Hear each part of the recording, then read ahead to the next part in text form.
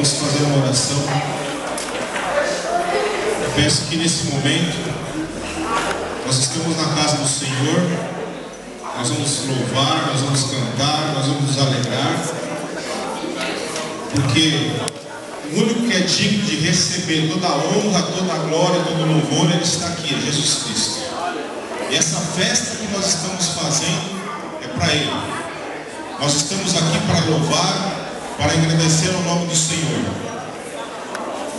Hoje é o primeiro culto do ano de 2011 da AJOVEP Unida, a Ala Jovem Unida do Campo de Utinga.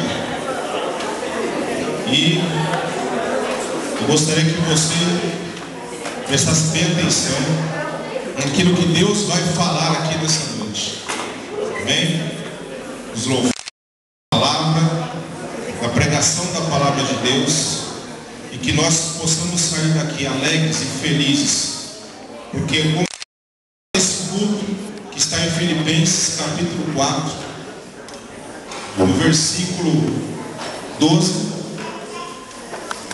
do versículo 14, que Paulo diz: eu prossigo para o alvo, esquecendo-me das coisas que para trás ficam. As coisas ruins que para trás ficaram na minha e na sua vida nós esquecemos, porque nós estamos prosseguindo para o alvo. E o nosso alvo é Jesus Cristo. Quantos aqui nesta noite querem prosseguir para o alvo que é Jesus Cristo? Levanta a sua mão e dá um glória a Deus bem alto, adora o Senhor nessa noite, aleluia. Vamos orar.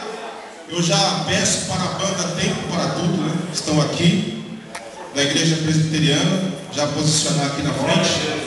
Nós iremos orar, e após essa oração, a banda Tempo para Tudo já estará cantando juntamente com vocês, com a gente, 3 louvores.